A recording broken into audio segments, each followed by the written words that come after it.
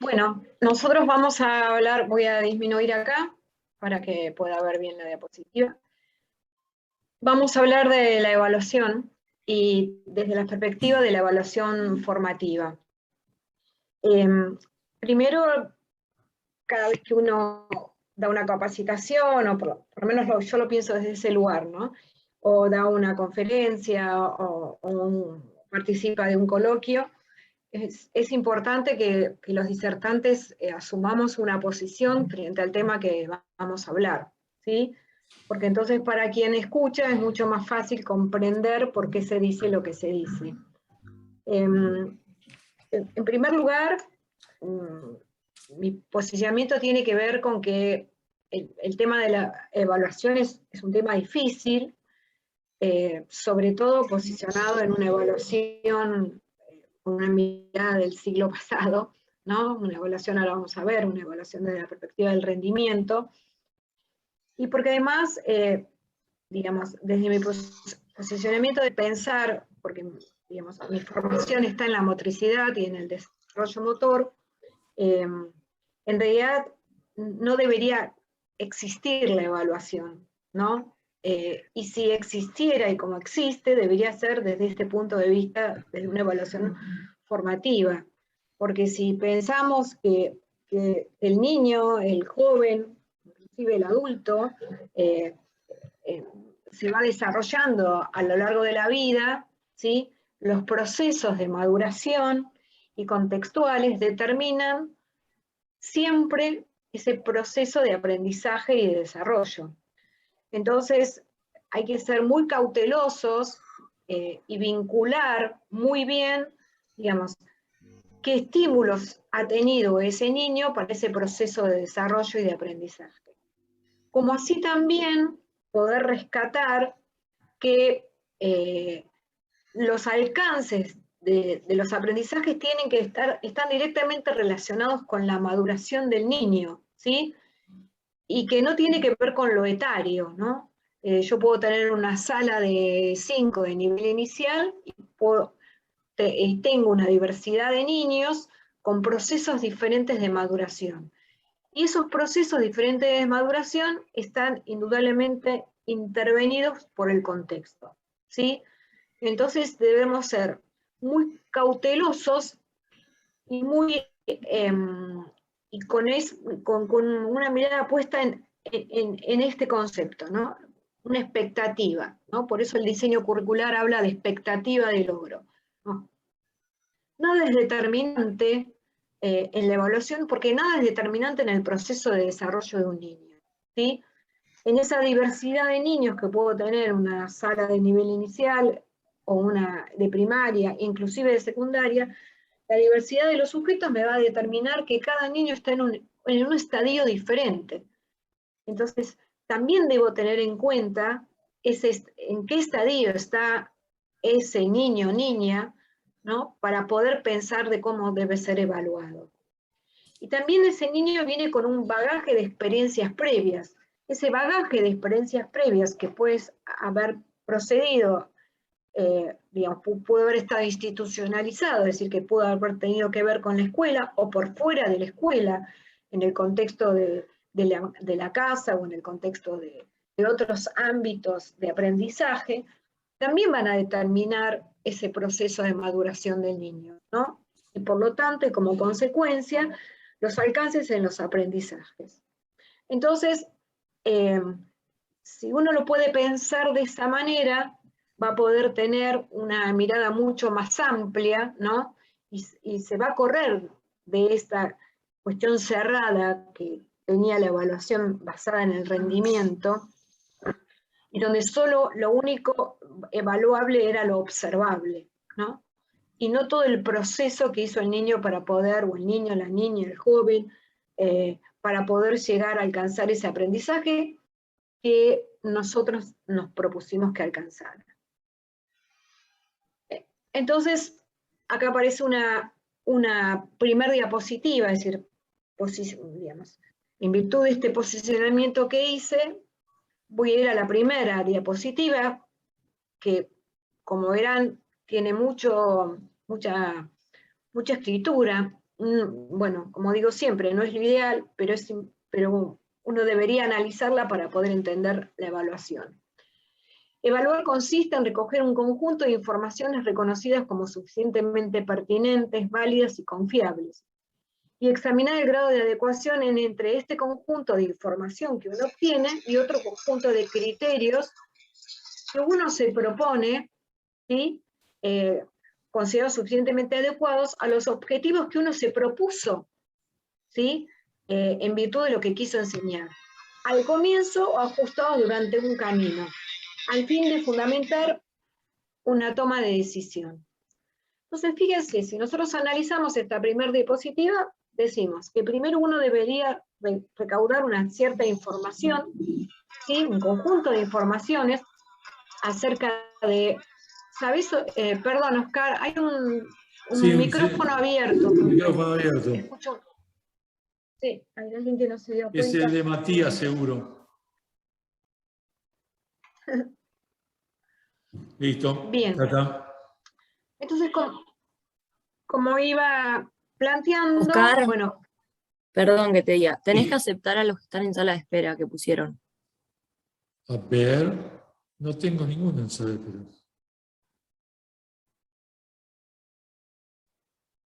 No tengo ninguno, tengo 36 presentes.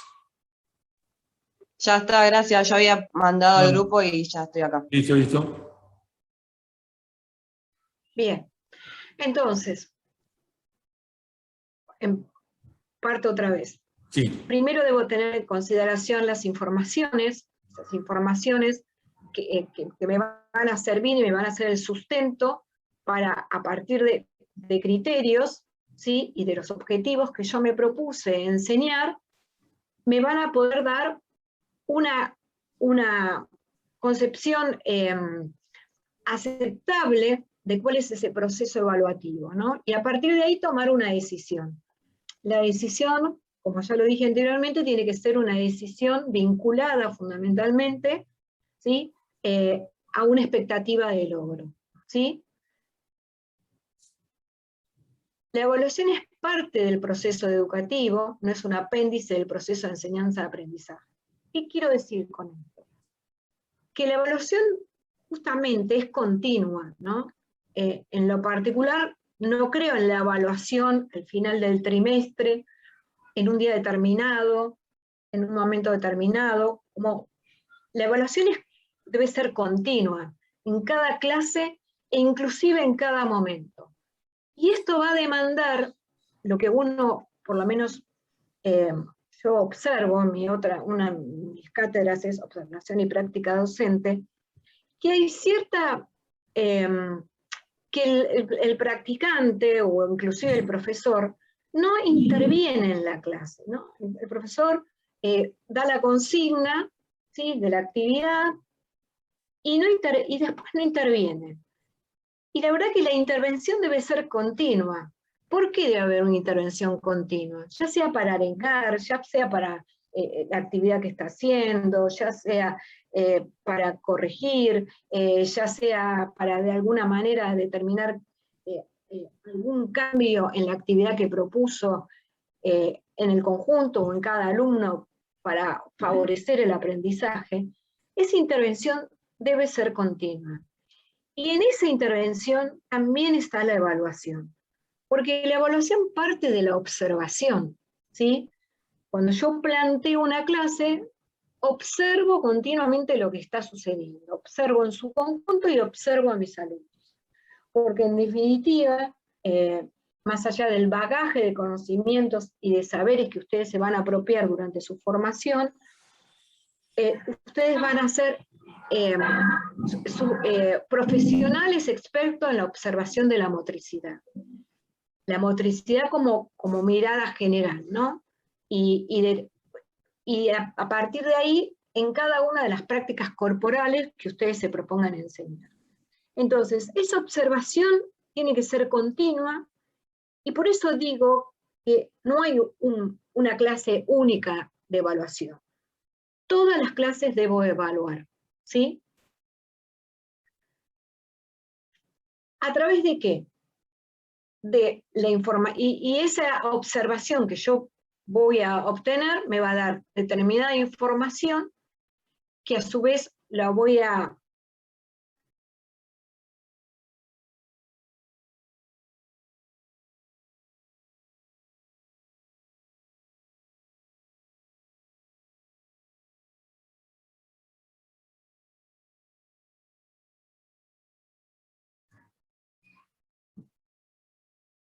sobre los datos de esa información, en el que solo se establecen relaciones, sino que se pregunta por las razones y factores que motivaron su estado actual, así como las tendencias de cambio futuro.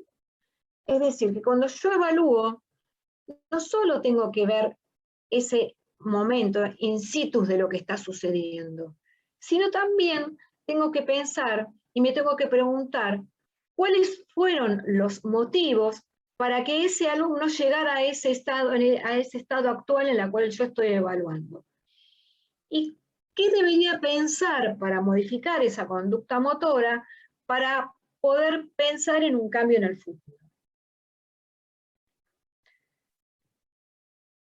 La forma de entender y de practicar la evaluación permite deducir cuáles son las teorías sobre las que el docente se sustenta.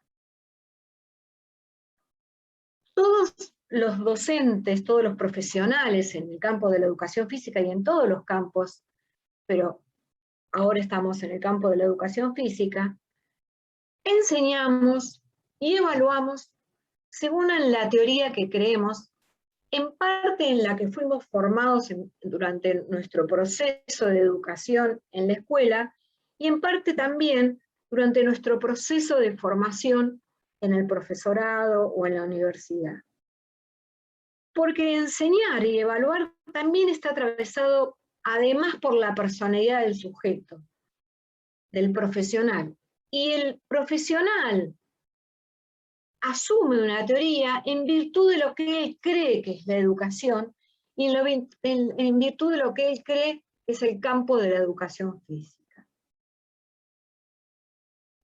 Por el modo de practicar la evaluación, podríamos llegar a la concepción que tiene, a las concepciones que tiene el profesional que la practica sobre la sociedad, sobre las instituciones, la enseñanza, el aprendizaje y la comunidad interpersonal.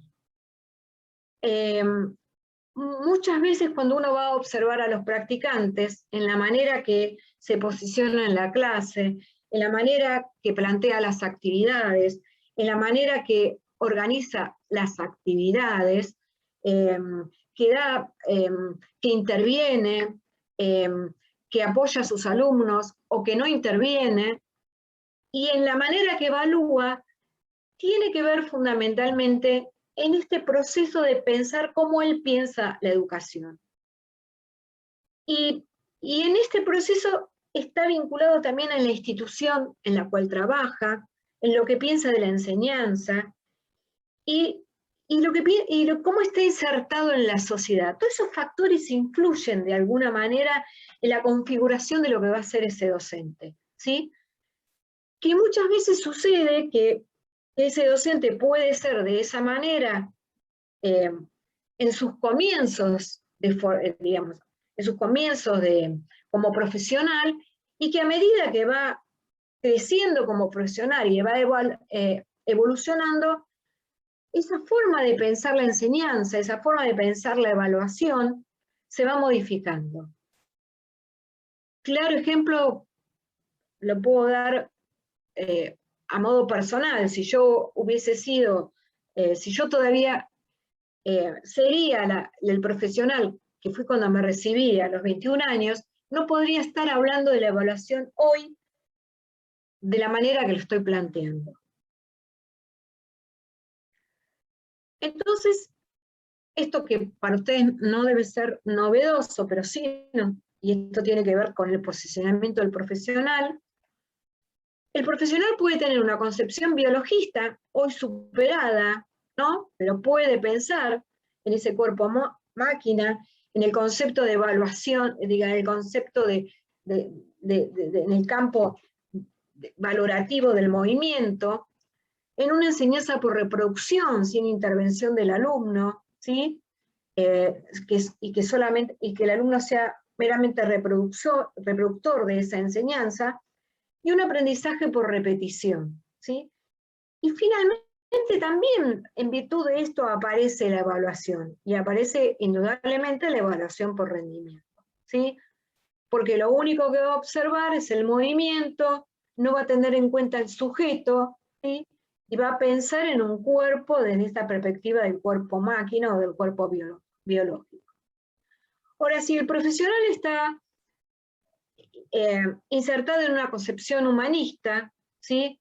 Donde piensa en el niño como un sujeto social y contextualizado, por eso siempre digo que la evaluación debe ser contextualizada, no podríamos pensar la misma evaluación en contextos de vulnerabilidad o en contextos de alto poder adquisitivo, porque determina el contexto. No podemos pensar la evaluación del niño que vive en el conurbano o en las provincias, con un bagaje de experiencias motrices diferentes al niño que vive en Cava, que tal vez su bagaje de experiencias motrices sea muy limitado, porque sale de la escuela con tal vez 2 estímulos semanales, o a veces 1 de educación física, y el contexto que lo rodea es su departamento o su casa, y no tiene posibilidades de una variabilidad de experiencias motrices, ¿no? Esto también determina el desarrollo de su motricidad, y por lo tanto nos encontramos con otro sujeto, ni mejor ni peor. No hablo lo hablo figurativamente y no desde la perspectiva de los valores, sino de poder que ustedes puedan comprender la diversidad de sujetos con las cuales yo, o diversidad de niños, me puedo encontrar. Bueno, la enseñanza por la producción, esa enseñanza reflexiva, esa enseñanza participativa, ¿sí? Y acá también puedo decir esa evaluación participativa. Y el aprendizaje por comprensión, que ese aprendizaje sea significativo. Entonces, cuando yo digo, según la teoría que este profesional se sustenta, ¿no? Está determinado porque pueda tener una concepción biologista y pueda solamente observar el movimiento, y entonces indudablemente va a ir hacia una evaluación de rendimiento. O puede estar sustentado una concepción humanista, e indudablemente este profesional va a tener una mirada mucho más amplia, mucho más abarcativa, ¿no? De los procesos de aprendizaje y de evaluación de los niños o niñas. Bueno, para evaluar se entiende examinar a los alumnos desde la concepción biologista, para calificarlos y poder decidir sobre su promoción desde la exclusiva perspectiva de su rendimiento motor. Para examinar se emplean principalmente pruebas de ejecución motriz que requieren reproducción automatizada de cierto modelo motor. Solo observar la técnica, solo para nadar o cualquier otra técnica, o cuánto tiempo hizo en los 100 metros, o cuánto salto en largo, ¿no? Vamos a ir a pruebas estandarizadas, o si la media luna está bien hecha, o digamos, y si tiene, digamos, tiene un 10, y si está mal hecha, tiene un 0, ¿no? Este concepto de evaluación que le hizo tan mal al campo de la educación física, porque fundamentalmente discrimina a aquel que no logra los alcances que se propone el docente, ¿sí? Pero que en realidad no tiene en cuenta las posibilidades de ese niño, ¿no? Fundamentalmente de cómo, desde el concepto de esta evaluación formativa, pensar cómo ese niño, como yo lo recibo, con ese bagaje de experiencias, y cómo ese es el proceso de aprendizaje para poder pensar cómo ese niño va progresando. Para calificar a los alumnos se centra la atención en la identificación de los errores y el resultado final de la ejecución motriz, sin apenas tener en cuenta los puntos de partida, los procesos, y menos aún condiciones de realización. Y fíjense que acá utilizo una palabra que es calificar, ¿no? Calificar es poner una nota, y nosotros estamos pensando desde la perspectiva de la evaluación. Voy a ir un poquito para atrás, porque quiero volver acá. Bien. Entonces, es importante tener claro, ¿no?, esta diferenciación en la calificación sobre el rendimiento y la mirada, y digamos, la observación puesta en el movimiento y no en el sujeto, y la evaluación puesta en el proceso y puesta fundamentalmente en ese sujeto, y en ese sujeto contextualizado. Entonces, ¿cómo deberíamos pensar ese proceso de evaluación? Primero, en una evaluación diagnóstica, y luego en una evaluación sumativa,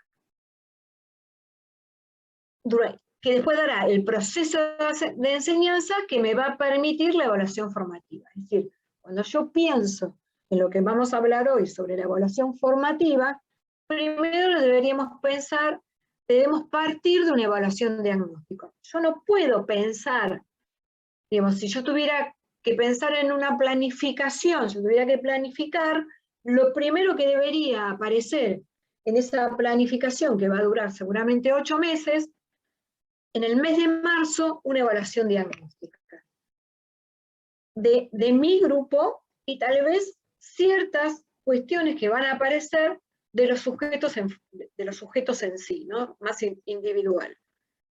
Parto de esa evaluación diagnóstica en la diversidad de contenidos que yo voy a poner en esa planificación anual, seguramente, por lo menos en provincia, dividido en unidades didácticas, y con una cierta secuenciación, ¿sí?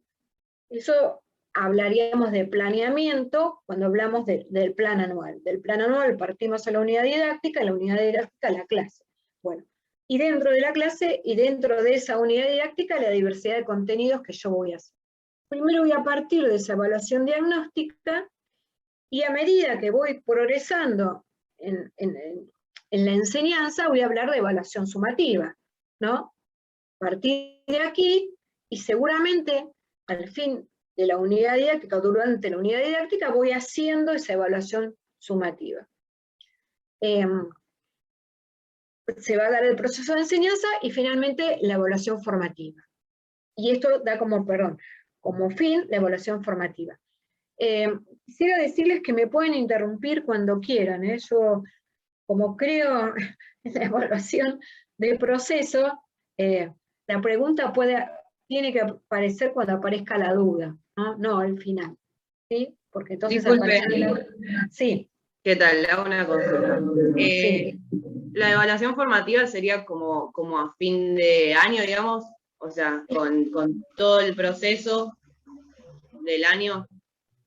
La evaluación formativa es continua. Lo que te quiere decir que es formativa significa que es continua, no a fin de año, es continua.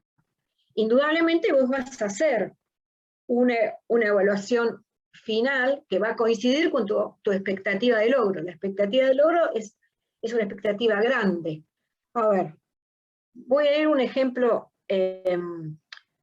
Por ejemplo, estoy en un 5º grado, ¿no? Y mi intención es enseñar un deporte de invasión como el handball. Entonces, yo parto de esa evaluación diagnóstica, de ver qué cuestiones los alumnos conocen de ese deporte. Si estuviera en provincia, no sé cómo es en capital, tendría en cuenta los 2 ejes, los ejes vinculados a la sociomotricidad y a la motricidad, y armaría lo que voy a llamar, dentro del proceso de planeamiento, la evaluación anual. De esa evaluación anual la voy a dividir en unidades didácticas metidas dentro de los cuatrimestres o bimestres, según cómo está organizada la institución educativa. Entonces, cuando hablo de evaluación formativa, hablo del proceso de enseñanza durante todo el año, y a fin de año, mi expectativa de logro me va a decir si los alumnos, como es abarcativa, aprendieron o no a jugar al handball. A esa edad, quinto grado, yo seguramente estoy en el proceso del mini deporte o en los procesos de iniciación deportiva, entonces mi expectativa de logro tiene que apuntar ahí. ¿sí? No al deporte en concreto, porque estoy en 5º grado. Si tal vez estuviera digamos, si en secundaria también, o en los primeros años, o en otros años, podría pensar en el deporte concreto, ¿no? Bueno, también se mezcla, bueno, yo tomé un deporte, ¿sí?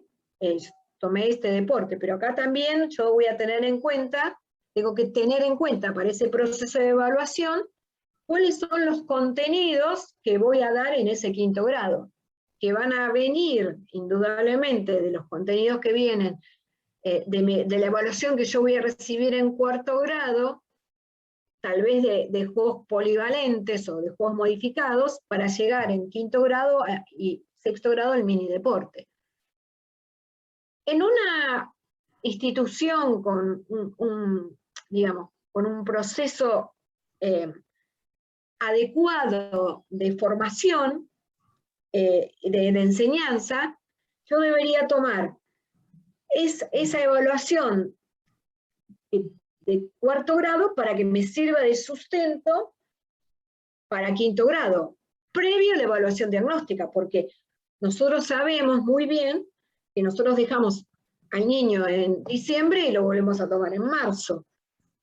No sabemos qué pasó durante esos meses. Entonces, la evaluación que yo traigo de 4º grado, que me la va a pasar el profe, por ahí si yo soy la misma profesora, la voy a tomar de sustento, pero la voy a tener en cuenta, pero voy a volver a hacer una evaluación diagnóstica. Porque además por ahí hay algún niño nuevo en la escuela, ¿no? Así que la evaluación formativa es durante todo el año, por eso se llama formativa. ¿Y la diagnóstica se hace todos los años, Estela? ¿Cómo? ¿La diagnóstica se hace todos los años? Sí, todos los años hay que hacer una evaluación diagnóstica. Miren, les voy a dar un ejemplo en natación. Hoy en día es difícil encontrar, bueno, en Buenos Aires, ¿no? Porque si nos vamos al interior tal vez puede suceder, o en contextos de vulnerabilidad sucede, ¿no? Que no todos los niños pueden ir a aprender a nadar, ¿sí? Entonces, supónganse que ustedes en la escuela tuvieran la posibilidad de enseñar a nadar.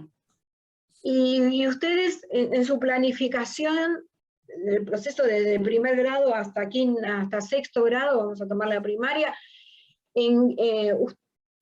la escuela, digamos, en la planificación de 5º grado dice, bueno, los niños deberían de alguna manera llegar a 5º grado sabiendo crawl. Estoy inventando.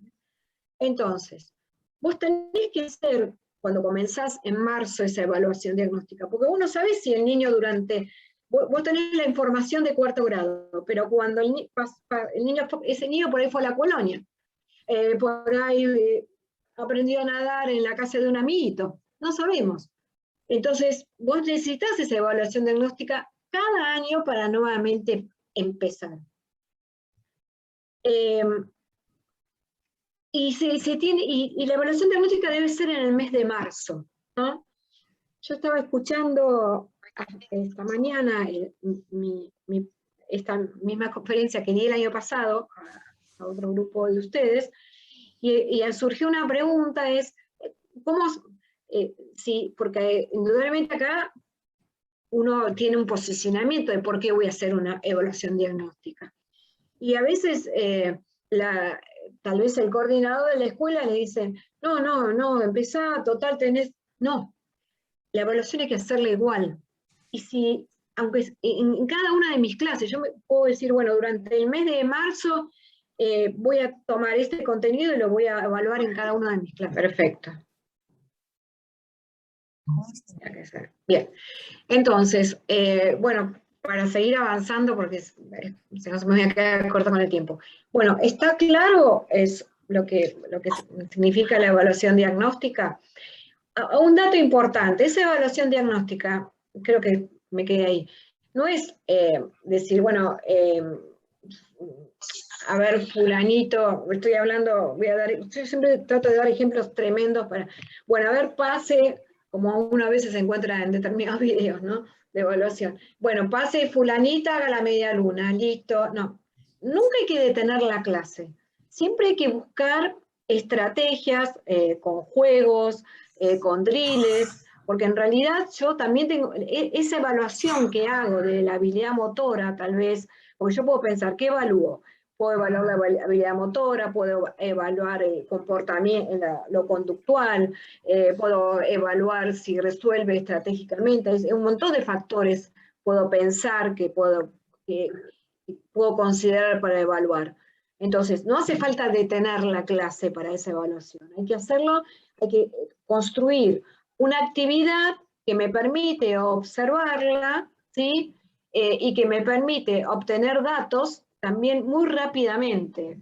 Por eso, pero por llegar a tiempo, se construye lo que se llama una lista de cotejo, ¿no? Donde vos tenés, digamos, hay algunas cuestiones que uno ya de solo observar puede tenerla en cuenta, ¿no? Es decir, en forma general, bueno, todo el grupo tiene cierto dominio en el lanzamiento, bueno, puedo seguir avanzando con esto, bueno, ninguno resuelve, no terminan de entender la lógica del juego, bueno, tengo que apuntar sobre eso, hay algunos datos que yo puedo ir anotando. Y también puedo pensar algunos datos que me puede dar determinado alumno que yo lo observo con determinadas dificultades. Entonces, puedo tener una hoja y un papel y ir anotando, ¿no? Determinados ítems, que eso se llama lista de cotejo, donde yo voy a considerar cuáles son las cuestiones que para mí son importantes para tener en cuenta para armar ese planeamiento anual, ¿no? Bien, sigo. Bueno, algo muy importante, ¿no? Esto, ¿no? Que tiene que haber una congruencia entre lo que yo me propongo, digamos, de lo que yo enseño, en virtud de lo que yo voy a evaluar. Lamentablemente, hoy en día yo estoy observando que hay docentes que durante todo el trimestre o el cuatrimestre o el bimestre enseñan vóley y se les ocurre al final del trimestre evaluar abdominales. No tiene ningún sentido, porque en realidad la lógica es que yo evalúe lo que enseñé. Bueno, más allá de que esta concepción de, yo puse el ejemplo de los abdominales, que no significa que yo sí de formación integral corporal y entre ellos pueda pensar en trabajar la fuerza abdominal. No, esto no tiene nada que ver, sino lo que quisiera que quedara claro, que tiene que haber una congruencia entre lo que yo enseñé durante el trimestre y lo que yo, digamos, voy a estar evaluando continuamente. Por eso no creo en la evaluación de final del bimestre, no, yo no creo en esa evaluación, yo creo en que Margarita empezó sin poder picar la pelota y logró al final del trimestre picar 2 veces la pelota. Aplausos para Margarita, porque entonces ahí sí yo estoy observando el proceso, ¿sí? Bien. La evaluación formativa lo que me permite es ajustar durante el proceso del procedimiento. Es decir, yo me propuse, tengo una evaluación diagnóstica, me propuse enseñar esto, pero a mí, ¿qué me está diciendo? Como mi observación es continua y mi evaluación es continua, me estoy dando cuenta que las estrategias que estoy utilizando y que las actividades que estoy utilizando no favorecen ese proceso de aprendizaje. Entonces, ¿qué tengo que hacer? Reajustar. Y está perfecto reajustar. Es necesario continuamente reajustar, porque justamente porque la enseñanza se basa en procesos de maduración y contextualizada. Entonces, y además porque cada grupo puede ir evolucionando de manera diferente y cada niño puede ir evolucionando de manera diferente. Entonces, la evaluación formativa continua no solo me va a dar información acerca de cómo es ese proceso de enseñanza, sino que además me va a decir si yo estoy utilizando estrategias y actividades adecuadas para que se dé ese proceso de enseñanza, ¿sí? Y bueno, acá también hay un posicionamiento acerca de la enseñanza, ¿no? Cuando el profesor adjetiviza a un niño y le dice, no, este es un inútil, este no puede, el niño es el niño, Y en tal caso, si el niño no logra, o la niño, niña, como ustedes lo quieran llamar, no logra esa apropiación del aprendizaje, yo tengo que ver qué pasa con mis estrategias. ¿Sí? Y además, en esta mirada sobre la evaluación, desde donde poder observar, de donde parto de las posibilidades del niño, nunca voy a poder gestionar en función de que si es capaz o no es capaz. Yo tengo que observarlo desde ese proceso de maduración en el aprendizaje, ¿no? Esto es algo que ha hecho mucho daño al campo de la educación física, ¿no? La evaluación de rendimiento y esta adjetivación del sujeto, si es capaz, si este es un inútil, ¿no? Respondeme. Bien, continúo. Cuando sucede esto, ¿sí? Es, digamos, es lo que ha hecho que mucha gente no ha querido, digamos, sobre todo sucede bueno, el gran fracaso de la escuela secundaria, en parte, ¿no? Primero que las actividades no son significativas, las propuestas no son significativas, y después esta evaluación de rendimiento y esta adjetivación que va destruyendo la autoestima del niño, del adolescente fundamentalmente, y del niño. Cuando yo le digo, vos sos un incapaz, y existen, porque no estoy inventando, listo, uno ya no tiene más ganas de hacer nada, porque siempre recuerden que nosotros accionamos indirectamente o directamente sobre la corporeidad del sujeto. Y en esa corporeidad está implícita la... ¿Cómo? ¿Escuchás? ¿Cómo se? Están hablando. Perdón. Y en esa corporeidad del Nacho te está hablando.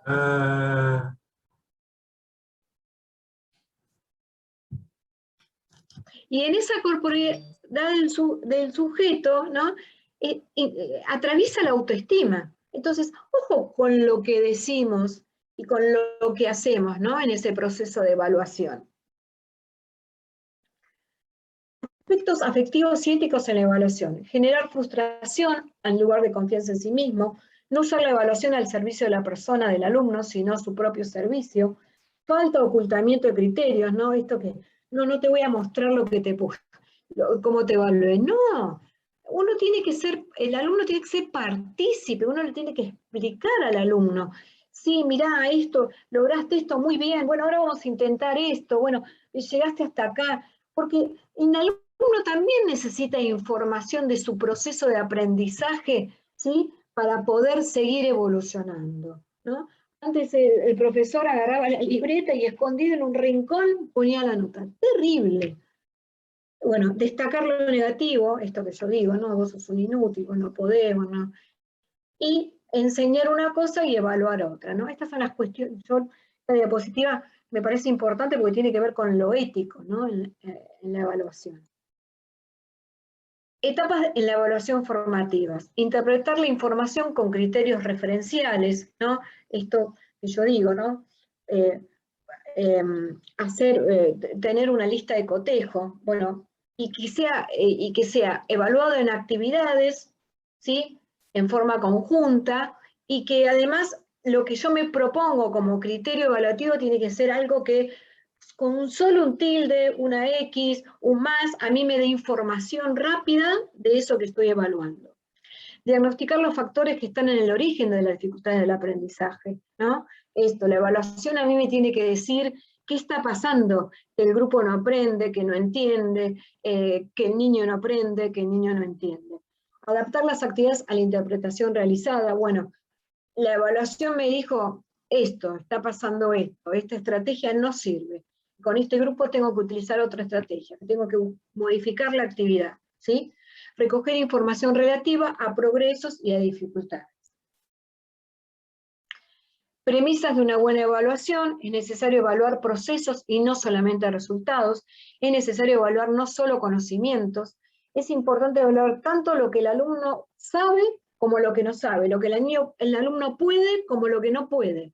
Un proceso evaluador debe ir más allá de la evaluación del alumno, ¿no? Esto que yo digo, tiene que ser contextualizado, ¿sí? Y digamos, tengo que saber qué le está sucediendo a ese alumno también, no para que digamos, mi clase se convierte en un gabinete psicológico, porque esa no es la intención. Pero estamos enseñando sujetos, y a los sujetos les pasan cosas, y en virtud de eso tengo que tenerlo en cuenta. Y otro criterio importante, si yo estoy dando clase en la secundaria, que es más, eso suele suceder en la secundaria, estoy dando clase en un club, y es al aire libre, ¿sí? Y de las 10 clases que yo me programé, pude dar 5. Bueno, la evaluación va a ser diferente, porque la cantidad de estímulos que recibió ese alumno para poder apropiarse de aprendizajes no va a ser la misma, tal vez, y también por grupo, ¿no? Para otro grupo que solamente puedo tener 5 estímulos. Es importante incluir en la evaluación tanto los resultados previstos como los no previstos. De pronto yo observo que en esa actividad que propuse y en ese proceso de evaluación aparecen resultados que no los tenía en cuenta. Bueno, también los tengo que tener en cuenta en ese proceso de evaluación. Es necesario evaluar los efectos observables como los no observables. La evaluación debe estar contextualizada. La evaluación debe ser compatible con ese proceso de enseñanza-aprendizaje. Es necesario introducir variaciones en las prácticas evaluativas. La evaluación debe incluir la dimensión ética. La evaluación debe estar al servicio de los procesos de cambio. Bueno, otro criterio, ¿no? Concepto ético en la evaluación. Como lo puedo utilizar como arma de poder terrible, ¿no? O como uso de las informaciones que a mí realmente me sirven y le sirven al alumno. Por eso tengo que compartir esa información para poder progresar. Y cómo enseñar a evaluar en el marco de una concepción de formación. Y cómo enseñar a evaluar en el marco de un modelo de enseñanza de la educación física. Concepciones: formación, enseñanza, aprendizaje, educación física, para qué enseñar y evaluar, cómo enseñar y evaluar. Hace una concepción de evaluación alternativa, recoge información de los procesos como los que atraviesan alumnos durante sus procesos de aprendizajes motores. La evaluación de cada uno es valorada con respecto a su punto de partida, lo que le permite formular juicios de valor que describan de manera cuantitativa y fundamentalmente cualitativa, y detallada los logros obtenidos, el grado de avance y los aspectos a mejorar, ¿no? Fíjense, los logros obtenidos, el grado de avance y los aspectos a mejorar. Todo eso me tiene que decir la evaluación. La evaluación alternativa se entiende como un continuo proceso de reflexión acerca de los procesos realizados en la construcción de los aprendizajes motores significativos. Enfatiza las fortalezas de los alumnos y no las debilidades. Documenta el avance del alumno respecto de sus saberes corporales, motores, lúdicos en determinados momentos y a lo largo del tiempo. ¿Dónde se produce el quiebre, ¿no? Bueno, algo que hablamos, ¿no? Lo que yo enseño, que tiene que tener congruencia con la evaluación, ¿no? Lo que voy a enseñar y lo que voy a evaluar. El alumno, y acá entro en un comentario ríspido, en un planteo ríspido, pero que existe. El alumno de la formación no es considerado como un futuro enseñante, sino solamente como un alumno. No se enseña a observar los errores en otros, no se enseña a corregir los errores en otros. Y ahí aparece el signo de pregunta. ¿Por qué? Porque una de las grandes dificultades que uno encuentra en la evaluación es en la formación de los futuros profesionales en el campo de la educación física. Porque si al alumno en la formación solamente se le enseña a evaluar a partir del movimiento y a partir del rendimiento, indudablemente no va a tener los conceptos y los criterios para poder pensar en esta evaluación formativa, ¿sí? El alumno de la formación también lleva un proceso de alcance, tal vez con otros niveles de exigencia, porque ha elegido esta carrera y en el campo de la educación física. Pero en general, como muchas veces, se observa que al alumno de la formación se lo toma como un alumno, y en realidad se lo debería tomar como un futuro enseñante. Entonces, ¿qué es lo primero que tendría que enseñarle a ese futuro enseñante? Tendría que enseñarle cuáles son los errores que podrían aparecer en ese proceso de enseñanza. Porque además, por la estructura que lleva los institutos de formación universitarios o terciarios, generalmente los alumnos de la formación piensan en un alumno imaginario, y muchas veces en un alumno imaginario que resuelve todo. Y la verdad que cuando el alumno de la formación va a la práctica docente o el futuro profesional va a dar clase, ese alumno imaginario que resuelve todo no existe. Hay un quiebre entre lo que aparece desde el marco teórico y lo que aparece en la realidad, ¿no? En lo que se llama la transposición didáctica. Lo que a mí me dicen que va a suceder en la formación y con lo que yo me encuentro en la realidad del niño a la cual yo voy a enseñar. Y el nudo está ahí, ¿no? Si yo estoy aprendiendo un deporte, y si el docente que me está enseñando el deporte me evalúa, por ejemplo, a mí como futuro enseñante, cuántas veces meto un gol, la verdad que no me está enseñando nada, no me está diciendo cómo es ese proceso de enseñanza. Ahora, ¿cómo se hace ese proceso de enseñanza vinculado a poder observar los errores? Con una estrategia tan simple como la enseñanza recíproca. Digamos, observo a mis compañeros, porque no tengo a los niños en el proceso de formación que me permitan observar. Hoy en día, y un poco el disparador fue la virtualidad, se trabaja mucho con los videos, ¿no? Y entonces uno en un video muestra la realidad del niño. Este es el niño real, ¿no? Y además, no yo que soy el sujeto que elegí esta carrera, que en determinado momento, digamos, de alguna manera resuelvo las acciones motrices. Bueno, esto es algo que uno debería replanteárselo como alumno y de alguna manera exigirlo como alumno. Bueno, está bien, el golpe de manos altas es así. Bueno, me voy a acordar del vóley. A ver, el shuteo en hockey es así, ¿sí? Bueno, ahora, ¿qué errores puedo ver que puedan suceder en el shuteo de hockey? O, ¿qué cuestiones de las acciones tácticas, cómo es ese proceso de enseñanza y qué cuestiones debería observar de las acciones tácticas para poder modificar o entender que hay errores? O, digamos, ¿qué pasa en el proceso de aprendizaje motor con la percepción? ¿No?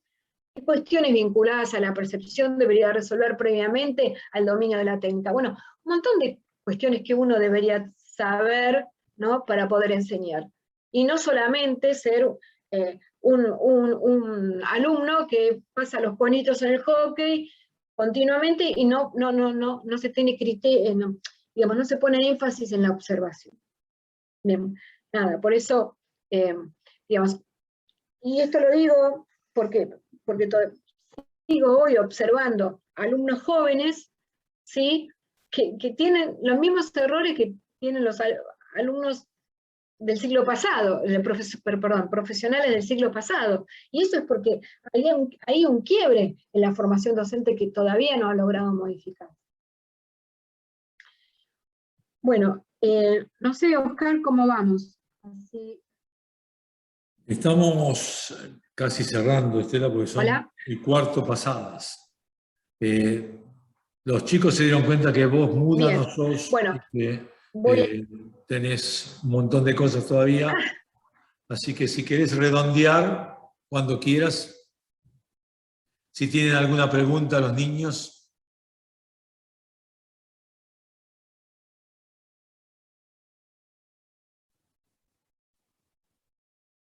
los dejé mudos también a ellos. Sí. Bueno. ¿Qué tal? Sí. Si todo esto es grabado, si después lo pueden pasar. Sí, sí. Así ya de última sacamos información de ahí, de los power y todo, de la charla. Sí, lo tengo todo grabado. Después se los subo. Bueno, gracias.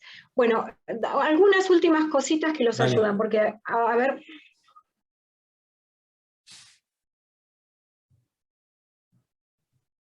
Bueno, ¿cómo sería ese proceso evaluativo? Primero obtener información esa información, relacionarlo con determinados criterios, que es esa lista de cotejo que yo les hablaba, y finalmente interpretar, analizar esa información, interpretarla y tomar una decisión. Tomar una decisión es, digamos,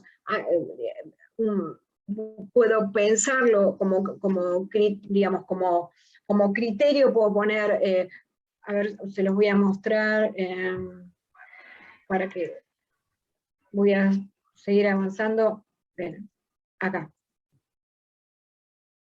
Digamos, no, este no. No, este no. Que es un criterio, es la norma objetivo que se determina antes de iniciar el proceso de enseñanza y se toma como base para valorar el rendimiento de los alumnos, la calidad del proceso de enseñanza o la tarea institucional, ¿no? Eso sería. Se establece la lista de cotejo, la lista de criterios, aspectos que conforman indicadores de logro, que permiten establecer su presencia o ausencia en el aprendizaje alcanzado por los alumnos. Entonces, tengo la información a través de los criterios, y de los criterios tengo que sacar la lista de cotejos. ¿Qué estrategias tengo para evaluar? Observación y registro durante el proceso, autoevaluación, reflexión grupal, evaluación mutua, ¿no? Porque no solamente la debe hacer el profesor, verbalizar lo vivenciado y reflexionar sobre los errores, los factores que pueden haber influido, y el análisis de los resultados, ¿no? Distintas estrategias para evaluar. Por ejemplo, estos criterios que les van a dar un poco de idea, ¿no? Por ejemplo, contenidos desarrollados. Inicial, en proceso, satisfactorio y avanzado. ¿Ven que no hay un solo criterio? Digamos, el alumno puede estar en cualquiera de estos, digamos, cuando yo hago la evaluación de proceso, mi alumno puede estar en cualquiera de estos criterios, en esta lista de cotejo. Y puede ser que en esta primera evaluación esté aquí, y que en la próxima evaluación haya logrado estar satisfactorio, ¿sí? Dice, el alumno apenas ha logrado evidenciar la adquisición y comprensión de los conocimientos, el alumno en varias ocasiones ha logrado evidenciar la adquisición de los conocimientos, el alumno ha logrado evidenciar la adquisición y comprensión de los conocimientos, el alumno ha logrado evidenciar y profundizar la adquisición de los conocimientos. Esta, realización de trabajos y actividades, las hace, participa regularmente, frecuentemente, simplemente, que además la evaluación no es solamente de un solo criterio, asistencia a clases, grado de participación, nunca, realmente frecuente, ¿sí? Y criterios generales de evaluación. Y a partir de aquí yo puedo ubicarlos, si puede ser que está en el proceso, que es un aprendiz todavía, que está en un promedio general, que es avanzado, que es experto. Esto lo pueden inventar ustedes, pueden decir, en vez de ponerle aprendiz, le pueden, no sé, le pueden poner una flor, 2 flores, 3 flores. Esto, los criterios generales de evaluación lo establecen ustedes. Ahora, lo que sí es importante es que yo esta tabla de cotejo la ponga en porcentajes, porque a mí también me va a dar una idea de cómo va a ser la evaluación, ¿no? A ver, otro. Bueno, hay un montón de criterios de evaluación para tener en cuenta. Bueno, después criterios de forma, los trabajos deben ser producciones originales. Bueno, acá hay mucho también en virtud de, se adecua a las consignas, digamos. Y acá hay una categoría de criterios: pobre, satisfactorio, excelente, pobre hasta 5, digamos. Yo puedo poner varios criterios, ¿no? Satisfactorio hasta 10, excelente hasta 15, ¿no? Ahí también puedo hacer una clasificación de criterios. Bien, y fundamentalmente yo tengo que tener como referencia el alumno, cómo es la clase, y los objetivos establecidos en la planificación. Entonces, para finalizar esto, ¿no? Establecer digamos, los criterios, ¿no? Lo que me va a dar información van a ser los criterios, una lista de cotejos, y en función de eso establecer variabilidad de criterios para poder evaluar, ¿no? Lo puedo hacer al final del bimestre, al final de los 2 meses, y a su vez lo voy haciendo en forma continua. Bueno, aquí está la bibliografía que utilicé, y nada, dos últimas diapositivas, una que dice, dime cómo te evalúan, para comprender cómo evalúas, ¿no? Para que les quede como reflexión. Bueno, acá mi nieto, que les dice muchas gracias, y acá mi Instagram y mi mail por cualquier consulta que ustedes quieran hacer. Y bueno, Muy finalizo con mi nieto. Bueno, y Bueno, finalizo. ahora vas a desempatar, dentro de poco. Ahora voy a desempatar, sí. Muy bien. Sí, ahora voy a desempatar. A ver qué... Bueno, te agradecemos infinitamente esto. Por supuesto que lo voy a compactar y se los voy a mandar a ellos para que lo tengan.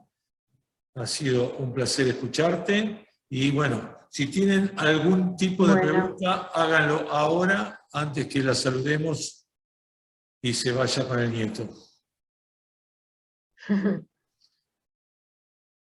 ¿Algún tipo de pregunta? La verdad que no, estuvo muy bueno, muy claro. La verdad que muy, muy copado. Así que bueno, le agradezco. Me gustó muchísimo. Muchas gracias.